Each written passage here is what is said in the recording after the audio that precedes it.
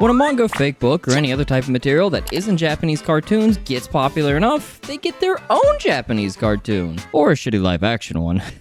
Yeah, Avatar's fucked. Dungeon Meshi, also known as Delicious in Dungeon, because I would consume the liquid of those milkers, somehow managed to get an adaptation by the esteemed studio Trigger, of which has been the only adaptation they've ever done for a TV anime, so of course they hired a YouTube editor to make it. While the anime adaptation is definitely not what anyone expected Trigger to do, it's very much in line with their love of shitposting, which sometimes takes the form of entire anime.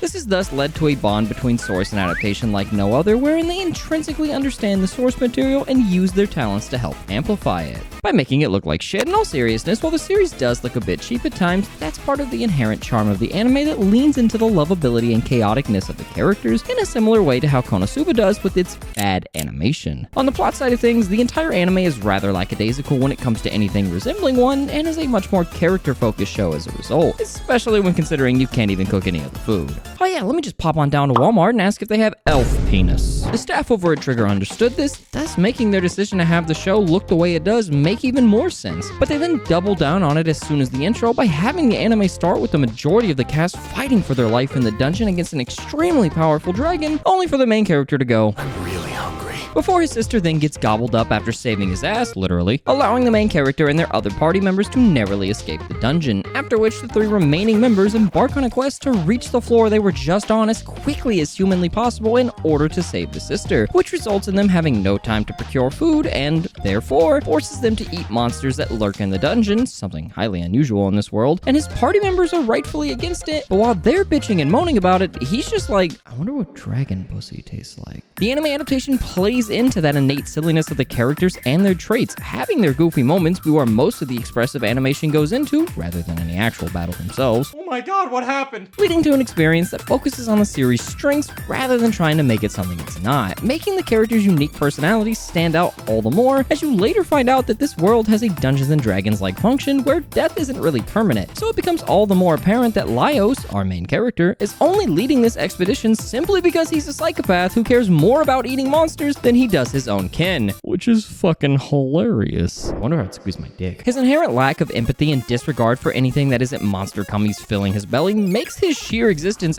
absolutely hysterical, but the other characters are just as fun, with Marcel, the lovable elf, who exists only to be bullied and to...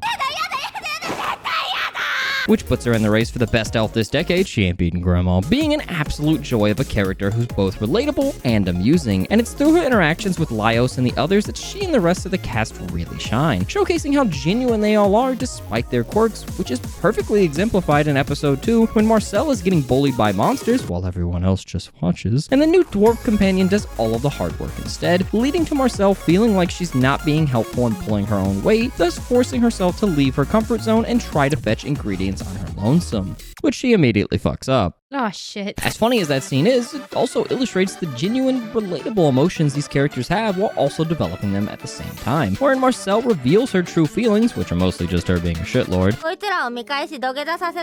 that have just the right amount of realism to them, and it's that realism and their personality traits, like wanting to be helpful and learn rather than being a burden, that makes them so endearing to the audience, even if it's not to the same level as The Dangers in My Heart, but that's a video for a later date. Receipts! Proof! Timeline! Screenshots! The rest of the episodes are largely the same in premise, in which they cook different monsters on their adventure down to the dragon's floor, exhibiting the same kind of growth betwixt the entire party as it did in the first 2 episodes, as they begin to better understand each other while their chemistry both keeps things from getting boring and leads to even more hilarious antics like this guy slowly, horribly, miserably dying from poison, causing them to cook up the antidote rather than just giving it to him immediately and directly, only for him to respond with, Hey, that's pretty good. The character designs also help to bring these characters to life, given that there's an entire 27-minute video on it, with how the characters are drawn both to fit the D&D aesthetic and to more closely match real-life men and women, making the characters look very similar to actual human builds, which is extremely disappointing. The anime is practically all sunshine and roses, as you get exactly what you signed up for, and the only real issue I have with it is that some episodes can be a bit hit or miss depending on the antics they get up to, and in general, the execution and comedic timing aren't always the best, despite the concepts and jokes themselves being stellar. this is peak comedy. That can absolutely ruin it depending on the person, but comedy is ultimately subjective, whereas the characters themselves, despite being supremely fun and wacky, feel like they're underutilized outside of a handful of moments in each episode, and that can make the episodes feel like they're dragging when they should be filled to the brim with the chaotic situations of Konosuba, which the setting is ripe for, but it instead opts to play it safe, which isn't my personal cup of tea, as I much prefer peak Gremlin energy.